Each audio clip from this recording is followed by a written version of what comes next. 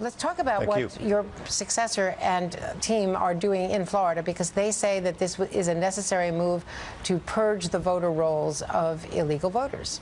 Well, it's a great concern to me, and I think most of my fellow Floridians, and the concern really is on sort of a closing the door on democracy, if you will, by making it much more difficult for Floridians to exercise their precious right to vote.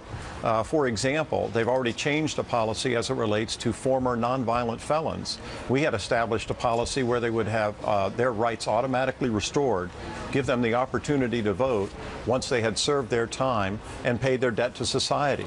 And it's really based on forgiveness and giving them that opportunity. That has now been changed under the new administration. In addition, they've also said that early voting, which is a great tradition in Florida, has been reduced from a 14-day period before the election to 8 days before, making it again more difficult for legal citizens to have their right to vote be heard. And you know, in Florida, we have a history of having some pretty close elections. I think everybody remembers 2000 and how close that was. And so every single vote really matters. And the notion and the idea of making it more difficult to exercise this precious right that so many people have fought and died for our fellow Americans and my fellow Floridians is just unconscionable to me. Eric Holder, the Attorney General in New Orleans a week or so ago, referred to these as Jim Crow laws. Let me play a little bit of that.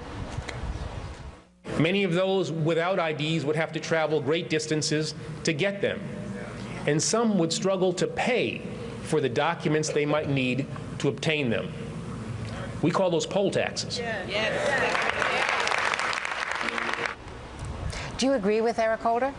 Well, I think he's on the right track. I mean, anytime you put more impediments into a citizen's right, a legal citizen's right to vote, and make that more difficult, you impede the natural right of democracy and the citizen's right to have their voice heard in important elections. We obviously have a very important election coming this November. The presidential race is paramount, and it's going to be a clear choice where a decision will have to be made whether to re-elect President Obama or make a change.